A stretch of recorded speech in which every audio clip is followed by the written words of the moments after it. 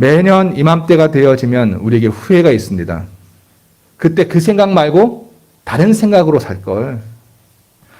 그때 너무 분노의 마음, 그리고 우울의 마음, 그리고 죽이는 마음이 아니라 다른 마음으로 살았으면 지금 좀 달라졌을 걸 하는 그런 생각을 하게 되어집니다. 우리에게 닥쳤던 코로나뿐만 아니라 여러 일들에 대하면서 우리가 분명 생각을 통해서 어떤 행동을 하게 되어졌는데, 그때 내 행동의 근거가 되어진 생각을 좀 바꾸었으면 좀 더 우리가 아름답고 또 멋진 인생을 살지 않았을까라고 하는 아쉬움이 있습니다. 다시 한번 이 말씀을 우리가 붙들면서 또 다가오는 새해를 통해 우리가 새로운 생각과 또 그런 말미암아 새롭게 열려지는 곳에 그 참여되어지는 역사가 일어나기를 소원합니다. 바울은 지금 빌립보서 4장 10절에서 내가 지금 기뻐한다 말하고 있습니다. 근데 그것을 강조하기 위해서 뭐라고 얘기합니까? 여기에 내가 주 안에서 크게라고 하는 말을 덧붙여서 이야기합니다. 붙이면 어떻게 됩니까? 붙이면 내가 주 안에서 크게 기뻐한다 이야기하고 있습니다. 주 안에서도 그렇고 크게도 그렇고 결국 기뻐한다는 말이 강조하고 있는 것이죠. 부사어구입니다. 그만큼 바울은 자신의 기쁨이 얼마나 큰지에 대하여 지금 강조하며 말을 하고 있는 거죠. 그리고 바울은 곧장 그 이유에 대해서 말하고 있습니다. 나는 기뻐합니다. 난 주님 안에서 크게 기뻐합니다. 라고 얘기하고 그 이유에 대해서 그 다음에 이야기를 하고 있는 겁니다. 그것은 다름 아닌 생각과 관련이 있는 겁니다. 바울이 말합니다. 나를 생각하던 것이 이제 다시 싹이 남이니라. 자, 우리 10절 한번 다시 읽어보겠습니다. 시작. 내가 주 안에서 크게 기뻐함은 됐죠? 그 다음에 그 이유가 나오는 거예요. 그 기뻐함이라는 이유가 뭡니까? 너희가 나를 생각하던 것이 이제 다시 싹이 났기 때문이라고 얘기하는 거예요. 너희는 지금 빌립보 교회의 성도들입니다. 근데 그네들이 바울에 대한 생각이 다시 좋은 쪽으로 싹이 난다고 이야기하고 있는 겁니다. 그것 때문에 바울이 기뻐하고 있는 것이죠. 다시 묻습니다. 왜 기뻐합니까? 무엇인가 죽어있던 것이 그것이 다시 회복되고 살아나고 지금 나오기 때문에 그것 때문에 바울이 기뻐한다고 하는 겁니다. 그 회복된 것은 다름이 아니라 바로 생각입니다.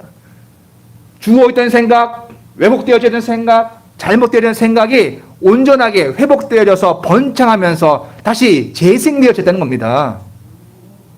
바로 그 생각 때문에 너희들의 생각이 바뀌어지고 회복되어지고 다시 힘을 얻고 생명력을 갖기 때문에 나 바울은 지금 기뻐한다라고 말하고 있는 겁니다.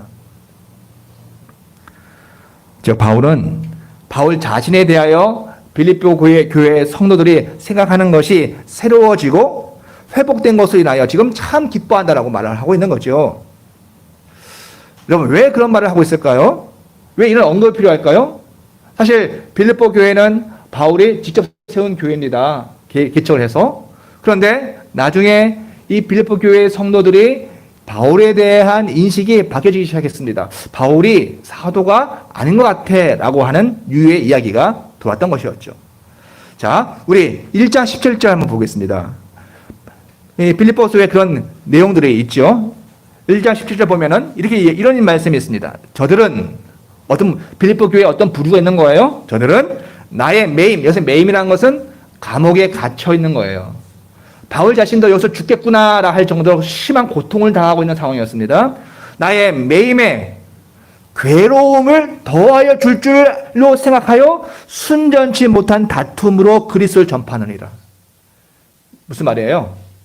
빌립보 교회에 있는 어떤 부류의 사람들은 바울에게 더 상처를 주고 그를 더 괴롭게 하려고 그것 때문에 그리스도를 전파한다라고 하는 거예요. 우리가 바울 없이도 우리가 복음을 전할 수 있다. 바울은 필요 없다. 그런 유의 생각을 가지고 복음을 전파하고 그리스도를 전파했다는 겁니다. 그 매임에 바울의 매임, 감옥에 투옥되어 살아가는 그것에 괴로움을 더해 주려고. 여러분, 이게 세상에도 이런 일이 별로 없을 텐데 교회 안에 이런 일이 있었던 겁니다. 바울에 대한 미움의 마음, 저주의 마음, 그런 생각들이 들어오자 심지어 복음을 전하는 것도 그 용도로 쓰고 있는 겁니다, 지금. 빌립보 교회 안에 바울에 대한 오해와 도전이 있었던 것을 우리가 알 수 있겠죠? 그러니까 빌립보 교회가 온전하고 순전하게 바울을 지지하고 바울을 따랐고 그런 건가요? 그렇지 않은 거예요. 이런 말씀을 보더라도 빌립보 교회에 바울을 대적하는 이들이 분명히 있었다는 것을 알고 알 수 있는 거죠. 처음에 보면 바울에 대해 우호적인 생각을 가지고 있던 사람들이었습니다. 그런데 나중에 이러저러한 이유 때문에 잘못된 가르침이 또 다른 데서 들어왔기 때문에 또 여러 말들 때문에 오해가 생겨서 바울을 적대하고 있는 거죠. 여러분, 우리의 삶 속에서도 한때 좋은 관계였는데 어떤 사건 때문에 틀어져 가지고 저 사람은 이런 사람이야 라고 생각이 바뀌는 바람에 원수가 되어지는 경우도 꽤 있습니다. 함께 동역하고 함께 일하고 누구보다 사랑하고 칭찬하고 서로 좋아했는데 글쎄 어느 순간부터는 적이 되어지는 경우도 있겠죠. 무엇 때문에 그런 거예요? 결국 생각에 뭔가가 들어온 겁니다. 생각에 뭔가가 들어온 것이죠. 그리고 그 오해는 바울뿐만 아니라 바울만 미워하는 것이 아니라 이제는 바울이 전하는 복음이 이건 틀린 복음이다라고 이해하기 시작하고 있는 거예요. 여러분들 우리도 모두도 우리의 일생의 삶 속에서 그런 거 경험하지 않습니까? 사람이 미우면 그 사람이 하는 짓도 미워보여요. 그죠? 일찍 일어나는 게 좋은 것임에도 불구하고 미워 보이면 일찍 일어나는 것도 미운 행동이 되어지는 것이죠. 마찬가지로 바울이 미워지니까 바울을 적대하니까 바울이 전했던 복음, 그 복음도 대적하기 시작하는 겁니다. 예수를 믿기는 믿는데 바울이 전한 방식이 아니라 다르게 예수를 믿게 되어지는 것이죠. 이게 다 어디서부터 와요? 생각이 바뀌니까 그게 눈까지 바뀌는 것이죠. 바울이 전한 복음까지 의심하게 되어졌습니다. 그런데 지금 바울은 여러분 빌립보서가 편지인데 빌립보 교회에 보낸 편지 아닙니까? 몇 장까지 되어 있어요? 바로 4장까지 되어 있습니다. 4장이면 거의 결론 끝부분이죠. 그러니까는 그 결론인 이 4장에 다 와서 중반에 이렇게 얘기합니다. 내가 기뻐한다라고 말하고 있는 거예요, 지금. 그러니까는 빌립보 앞부분까지 기본적인 내용이 빌립보의 안에 있는 빌립보 교회 안에 있는 성도들이 바울에 대한 태도들이 별로 안 좋은 거예요. 어두운 거예요. 별로 참 이게 은혜가 안 되는 겁니다. 그런데 4장에 와가지고 바울이 하는 말이 내가 기뻐한다? 갑자기 반전이 나고 있는 겁니다, 지금. 왜 그럴까요? 여전히 왜곡은 있어요, 그죠? 여전히 미워하는 마음도 있고 생각도 있습니다. 그런데 그 가운데에서 바울을 다시 이해하고 바울을 다시 생각하고 하는 그러한 싹이 조금씩 막 나오기 시작하고 있는 거예요. 그것 때문에 지금 바울이 기뻐한다라고 얘기하고 있는 겁니다. 여러분, 우리도 그렇지 않을까요? 내가 좋아했던 사람이 지금 원수가 되었어요. 내 마음 한켠에는 그 마음에 다시 회복하고 싶은 마음의 생각이 들기도 하죠. 그때 뭔가 그러한 기운이 조금씩 돋아오르면 나도 기쁘죠, 그죠? 그 기쁨이 바울에게 있었던 겁니다.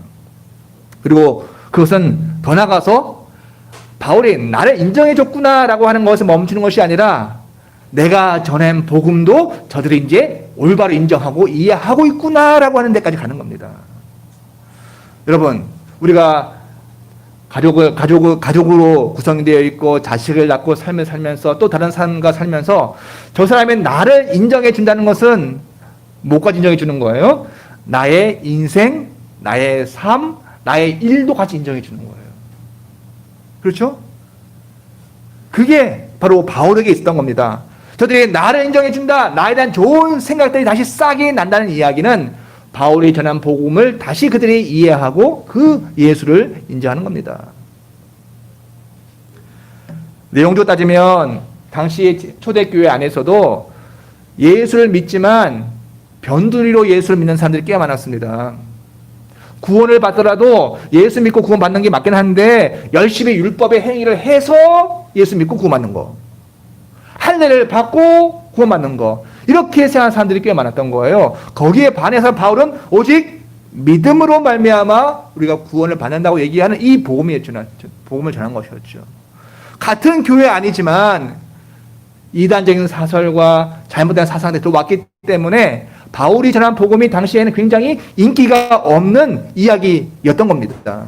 그런데 그들 중에 다시 바울을 이해하고 바울에 대한 좋은 생각이 나오고 그러자 그들의 마음속에 바울이 전한 복음도 받아들이기 시작하는 것입니다.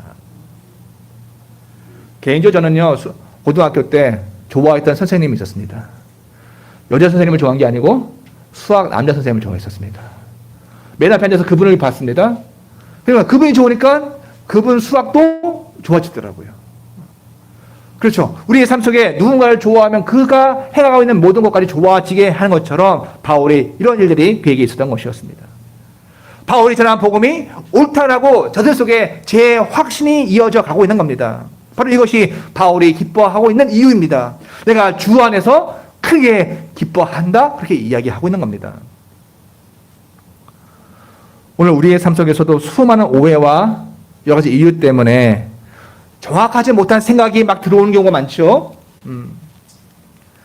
제대로 봐도 문제가 되어짐에도 불구하고 잘못된 정보에 의하여서 잘못된 생각이 우리를 지배하는 경우가 많습니다. 관계가 깨어지고 그리고 원수가 되어지기도 합니다. 그렇게 잘못된 생각으로 우리의 삶이 얼마나 고통을 받고 있습니까? 그것으로 허비되어지고 그 허비된 시간이 얼마나 많고 그것 때문에 얼마나 마음고생하고 얼마나 애쓴 우리의 시간들이 많습니까? 수고가 많습니까? 때로는 쓸데없는 감정 노동을 해야 하기도 하고요. 또 죽기도 하고 살리기도 하는 그 생각 때문에 참 고통을 당하는 일들이 많았죠. 우리말 생각하다 이렇게 되어 있습니다. 근데 이 말이 헬라어로는요, 프로네오라는 단어입니다. 잘 들어보세요.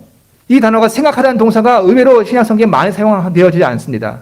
총 합쳐서 26번 사용되어집니다.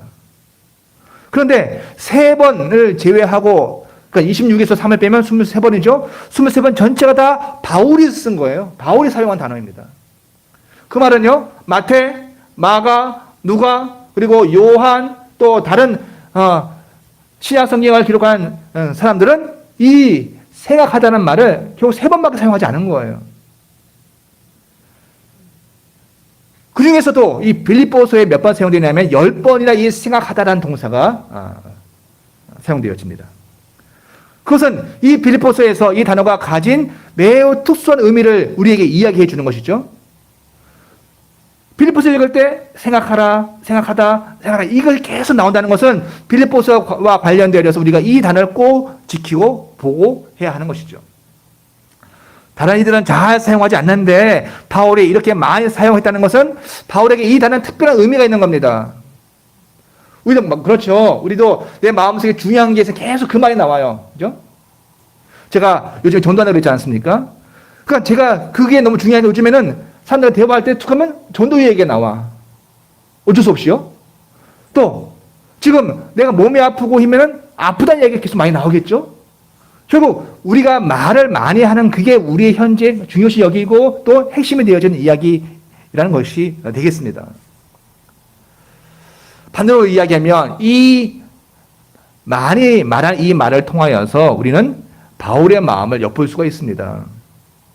한번 볼까요? 1장 7절 빌립보서입니다. 이렇게 생각합니다. 내가 너희 무리를 위하여 이와 같이 생각하는 것이 마땅하다. 생각 나오죠? 우리말에는 마음과 생각이 다른 단어이지만 헬라어로는 같은 프로네오 같은 단어입니다. 2장 2절에는 마음을 같이 하여, 그러니까 생각을 같이 하여서 사랑을 가지고 뜻을 합하여 한 마음 한 생각을 품으라라고 이야기하고 있습니다. 다시요. 우리말로는 생각과 마음은 다른 단어예요. 그런데 원래 헬라어로 들어가면 같은 프로네오 같은 단어입니다. 자, 2장 5절에 너희 안에 이 마음을 품으라. 바꿔 말하면 너희 안에 이 생각을 품으라. 곧 그리스도 예수의 마음이다라고 얘기하죠. 3장 15절에 보면 그러므로 누구든지 우리 온전히 이룬 자들을 이같이 생각할지니라. 마음을 가질지니라. 그 말입니다. 만약 무슨 일에 너희가 달리 생각하면 또 마음이 같은 단어예요. 하나님이 이것도 너에게 나타내시리라.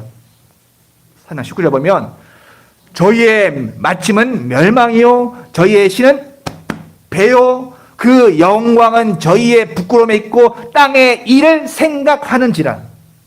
생각한다. 마음입니다.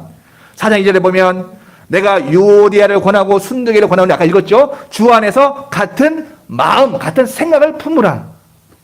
4장 10절 내가 주 안에서 크게 기뻐하면 너희가 나를 생각하던 것이 이제 다시 싹이 남이니라. 이렇게 이야기하고 있습니다. 4장밖에 안 되는데 10번이나 이 단어 풀어내렸습니다. 성경 전체 26번 나오는데 빌립보서에 10번이 나오니까 얼마나 빌립보에서 이 이야기가 핵심이 되겠습니까? 그렇습니다. 바울은 빌립보서 1장부터 4장까지 쭉 지속하면서 무슨 문제요? 결국 생각의 문제를 좀 거론하고 있는 겁니다. 우리의 신앙을 얘기해 볼까요? 우리의 신앙의 문제에서 가장 중요한 문제 중에 하나는 뭐예요? 생각의 문제입니다. 늘 말씀드리지만 내가 지금 어떤 생각을 하고 있는데 우리는 오해합니다. 그것이 곧 내 생각인 줄 알고 있는 거예요. 내가 생각한 거지라고 해서 하는 거예요. 아니요. 사람에게는 수많은 영들이 달라붙습니다. 귀신, 마귀가 주는 생각들도 있고요.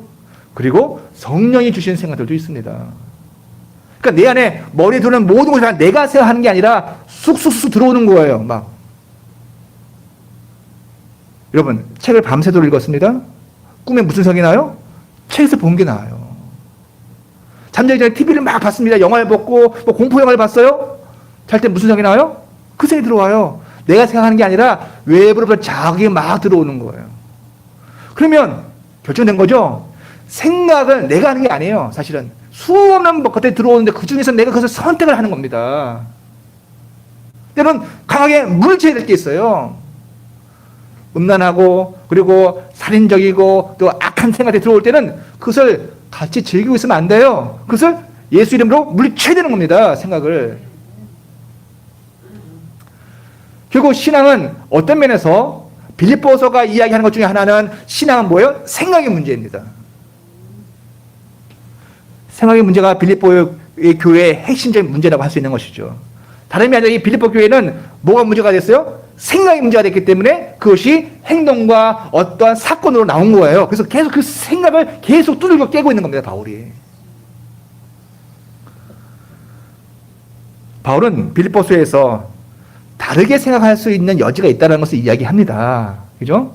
어떤 이들은 바울을 위해서 수고하기도 하지만 어떤 이는 바울을 좀 괴롭게 하려고 그런 생각을 가지고 한다는 것, 여러 가지 생각이 다를 수 있다는 것을 인정합니다. 그러나 그럼에도 불구하고 개인이 가지고 있어야 하고 또 교회 공동체가 공유하고 있어야 할 합당한 어떤 거요? 합당한 마음과 생각은 있다는 거예요, 여러분. 내가 어떤 생각을 하느냐 자유예요. 그러나 그것이 합당하냐의 문제는 다른 거예요. 여러분이 청소년기에 어떤 생각을 가지고 있느냐? 내 마음이죠, 그죠? 그런데 그 생각이 여러분의 인생을 바꿔놓는 걸 어떻게 해? 결혼을 하고 서로 아웅다웅 살기도 하고 싸우기도 하는데 그때 들어온 생각 자유죠. 그러나 그 생각이 삶을 어떻게 결정지내는 게 나오는데 그러니까 합당한 것이 있다는 겁니다.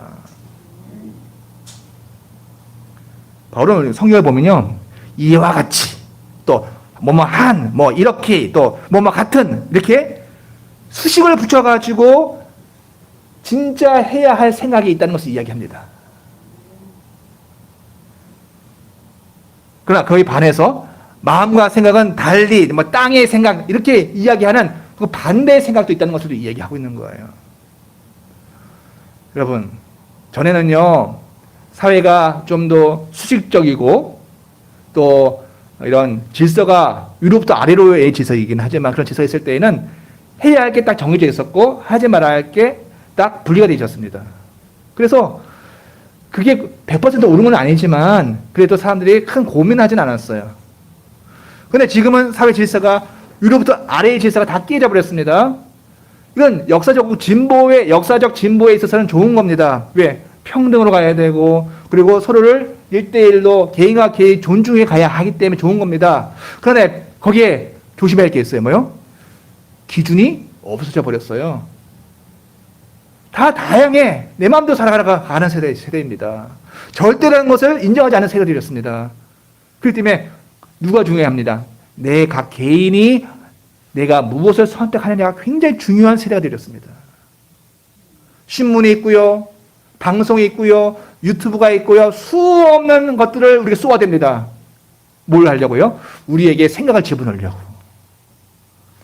유튜브도요. 좌파 유튜브가 쏘아주는 생각들이 있고요. 정반대로 우파 유튜브가 쏘아주는 생각들이 있습니다. 같은 사건인데 전혀 반대로 이해하고 해석한 생각들을 막 쏘아주는 거예요. 우리가 가만히 있다가는 이쪽만 보면 이쪽이 확 쏠리고요. 저쪽만 보고 있으면 저쪽에 확 쏠립니다. 내가 주체가 아니라 내가 휘말리게 되어집니다. 유튜브만 그렇습니까? 사람과 만나고 대화하고 할 때에 소위 귀가 얇다고 하는 거죠. 그죠? 신앙과 좀 구별해서 얘기를 해야 되긴 하지만 그래도 그냥 일반적으로 얘기하면 귀가 얇은 사람들 이 말 들으면 이게 맞는 것 같고 저 말 들으면 저게 맞는 것 같고 쏙 쏠려버립니다. 영도 마찬가지죠. 신앙도 마찬가지입니다. 내가 마땅이라는 것이 요즘 인기가 있는 단어는 아니지만 마땅히 내가 해야 할 생각이 있고 마땅히 내가 배척해야 할 생각이 있는 거예요. 그래서 뭐 하는 거예요? 그래서 성경을 읽는 겁니다. 그래서 말씀을 읽고 기도하는 겁니다. 다시 말씀드립니다. 생각은 자유라고 말할 수 있죠. 누가 생각은 자유입니다. 그 자유로운 생각 속에서 예술도 나오고 문학도 나오고 또 새로운 미래가 또 다가오기도 합니다. 하지만 그것이 다 옳다 인정되어진다는 그것은 아니라는 말씀입니다. 마땅히 가져야 되고 회복해야 할 마음 생각이 있는가 반면에 그 반대의 마음 생각도 있는 거죠. 그러면서 바울 복음을 다른 말로 정리를 하면 이렇게 이야기할 수 있는 겁니다. 무슨 마음을 품으라? 그리스도의 마음, 그리스도의 생각을 품는 거예요. 오늘 우리가 이 땅에서 신앙을 가지고 산다는 것은 오늘 빌립보서를 중심으로 바울의 마음을 좀 엿보면서 이야기하면 이렇게 이야기할 수 있는 겁니다. 그냥 살지 말고 내 생각 가지고 살지 않고 또 유튜브 본 거 가지고 살아가지 않고 누가 한 말 듣는 걸로 살아가는 게 아니라 무슨 마음을 품어요? 그리스도의 마음, 그리스도의 생각을 내 안에 품고 살아가는 거예요. 그 가장 대표적인 게 이게 이 그리스도의 마음을 품으라는 이 말이 2장에 나오는데 가장 대표적인 게 겸손이죠. 그래서 어떻게 하셨어요? 높은 하늘 하나님이심에도 불구하고 그분이 사람으로 오셨고 죽기까지 복종하셨다. 이 마음을 품으라는 거예요. 사실은. 여러분 인생이 가지는 본성적인 마음이 있죠. 자기 A에 대한 마음이 있습니다. 자기를 중심으로 돌아가는 작동하는 마음 생각이 있습니다. 내가 손해보기 싫잖아요. 그죠? 또 때로는 절망을 막 즐기는 그런 생각이 들어올 때가 있어요. 계속 끊이지 않고 절망이 막 내게 들어옵니다. 또 죽음의 마음이 들어오기도 합니다. 멀쩡히 있다가 갑자기 창밖을 보고 흐르는 강물을 보면서 우울해지고 적막해지고 나는 왜 이렇게 살까라 계속 그런 생각이 들어오기도 합니다. 그 끝은 죽음이에요. 그걸 누리고 즐기면 안 되는 거죠. 싸워야 돼요. 쫓아야 됩니다. 그런 생각을 예수 그리스도 이름으로 명하노니 이 헛되고 악한 생각들아 물러가라는 거예요. 왜? 그 생각과 마음의 출처가 따로 있기 때문에 거예요. 누구죠? 괄호 열고 마귀 사탄 귀신이에요. 우리는 그 마귀 귀신 세상 신의 세상 영의 마음을 품는 게 아니고 무엇을 품는 겁니까? 신앙이라는 것은 우리 주님 그리스도의 마음을 품는 것입니다. 그것을 복음이라고 할 수 있는 거예요.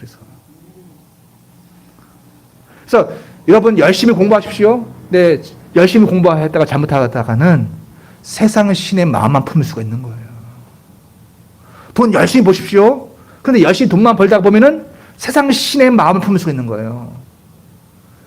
그래서 기독교 신앙은 참 어려운 겁니다. 다른 종교들은 아예 속세를 떠나면 돼. 그런데 기독교 신앙은요, 오늘 여기에서, 이 땅에서 죄악된 세상 가운데에서 물질을 가지고 있으면서도 주님의 마음을 품고 그것을 관리하는 거니까 더 어려운 거예요, 사실은. 그러니까 끊임없이 공부도 하고 돈도 벌고 세상의 여가도 다 하지만 못 해야 돼요. 계속 주님의 마음을 품으려고 애써야 되는 겁니다.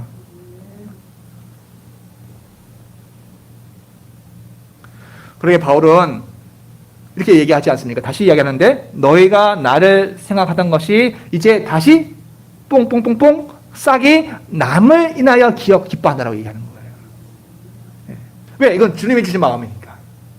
주님이 그들의 마음속에 주님의 마음을 품어주시는 거예요. 바울을 다시 생각해야 하는 거예요. 그런 마음의 생각이 나는 겁니다.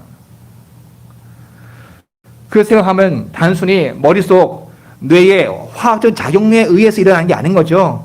이 생각은요, 이 마음은요, 사람을 움직이게 만드는 겁니다. 행동하게 하는 것이죠. 오늘 본문에서 보면 10절부터 이 논리가 이어집니다. 10절, 14절까지 쭉 이어집니다. 한번 읽어보겠습니다. 10절부터 14절까지. 시작. 내가 주 안에서 크게 기뻐함은 너희가 나를 생각하던 것이 이제 다시 싹이 남이니 너희가 또한 이를 위하여 생각은 하였으나 기회가 없었느니라. 자, 이 생각은 멈춰요? 기독교의 신앙은 생각, 하나님의 마음, 주님의 마음을 품는 겁니다. 그런데 거기서 멈추나요? 아니에요. 잘 보세요. 11절부터 읽으면 내가 궁핍함으로 말하는 것이 아니라 어떠한 형편을 나는 자족하기를 배웠노니 갑자기 바울이 나 지금 가난하다 그 얘기하고 있어요. 갑니다. 12절에 시작. 나는 비천에 처할 줄도 알고 풍부에 처할 줄도 알아. 모든 일에 배 부름과 배 고품과 풍부와 궁핍에 처할 줄 아는 일제 비결을 배웠노라. 내게 능력 주신 자 안에서 내가 모든 것을 할 수 있느니라. 여기까지는 바울이 내가 지금 궁핍하다. 내가 지금 가난하다. 나 너무 힘들다. 그러나 나는 그것을 넉넉히 이길 수 있는 힘이 있다. 지금 내가 주신다. 라고 하는 이야기예요. 근데 논리를 이야기하기 위해서는 14절로 가야 합니다. 14절 시작. 그러나 너희가 내 괴로움에 함께 참아야지 잘하였도다. 빌립보 교회 성도들의 마음속에 서서히 조금씩 그리스도의 마음이 쌓이기 시작했습니다. 그리고 바울이 자기 형편을 쭉 얘기했어요. 그것은 덜 중요한 겁니다. 전체 문맥에서는. 그러면서 저들에게 일어난 게 뭐예요? 그들이 바울의 일과 형편에 참여하고 있는 거예요. 참여.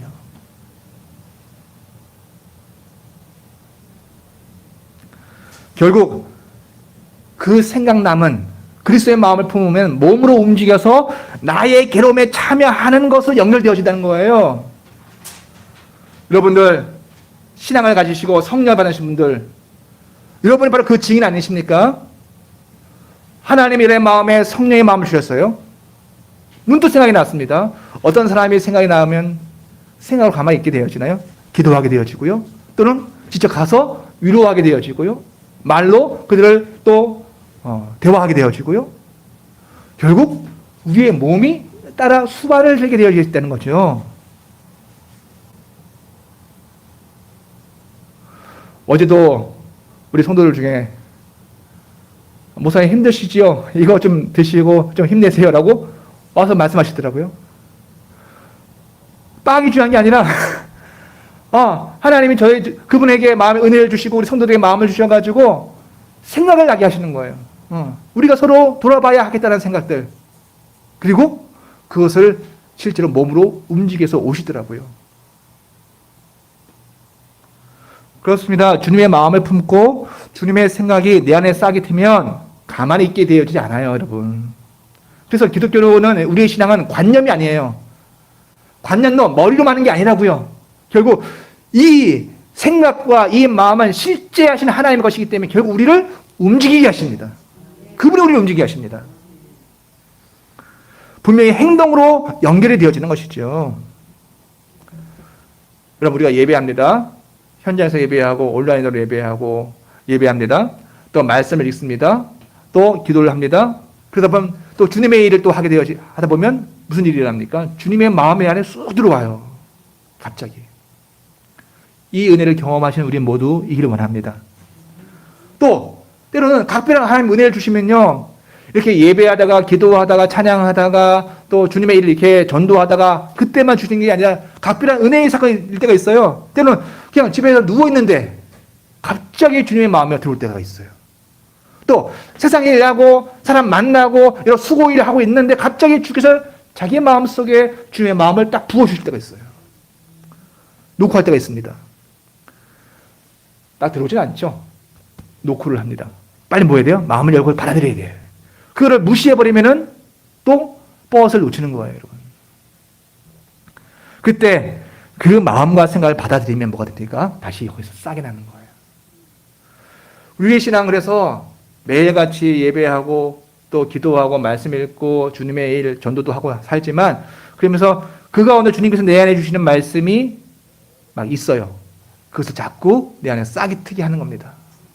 그러면 그게 나로 하여금 구체적인 행동과 어떤 일에 참여하게 하고 또 주님의 일들을 감당하게 하는 힘이 되어지는 것이죠. 근원이 되어집니다.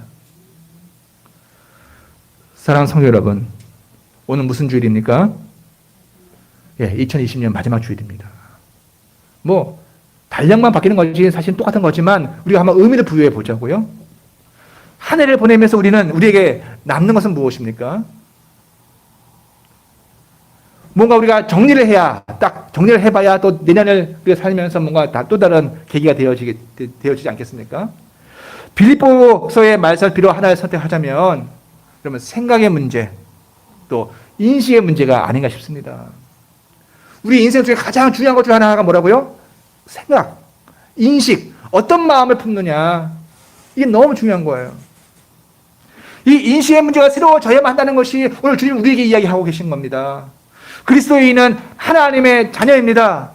그분의 형상을 가지고 있습니다. 그분의 유전자가 내 안에 온 거예요. 그렇기 때문에 성령과 그분과의 영적인 교제와 교통을 통해서 우리 안에 주님의 마음이 자꾸 들어와야 됩니다. 가만히 있으면 되는 게 아니에요, 이거는요. 우리 일에 애쓰시는 우리 모두가 되어지기를 원합니다. 우리 속에 있으며 그분은, 그 마음은 분명히 하나님의 마음이고 그리스도의 마음인데 그것이 내 안에 들어와서 누구의 마음이 되어져요? 나의 마음이 되어지는 거예요, 여러분. 저는 이게 너무 감사해요. 나를 그런 마음 가진 소유자가 되게 해주신 거. 하나님의 마음인데, 그리스도의 마음인데, 그래서 누군가 우리가 이 마음을 가지고 행동하고 수행했다는 것은 내가 한 게 아니에요, 사실은. 그리스도의 마음이고, 그리스도의 하나님의 마음이 나를 통해서 움직인 것이에요. 그런데 모양은 내가 한 거야. 그죠? 그분을 내가 담고 있는 거예요, 여러분. 다시 선포합니다. 우리 속에 있으며 또 나를 나 되게 하신 그 성령을 생각하여야만 한다는 것이 오늘 이 말씀 우리에게 주는 교훈입니다. 우리가 그리고 내가 영이라고 하는 사실, 내에 들어와 있는 이 생각을 내가 구분하면서 받아들여야겠습니다. 그래서 내게 말씀하신 그 영이신 하나님, 그분의 일을 생각하고 그 생각을 품고 마음에 품고 살아가는 우리 성도들, 올 한 해도 잘 정리하시고 새해에도 주님의 마음을 품으면서 아름다운 인생으로 변화되어져 가는 우리 모두 되어지기 원합니다. 기도하시겠습니다.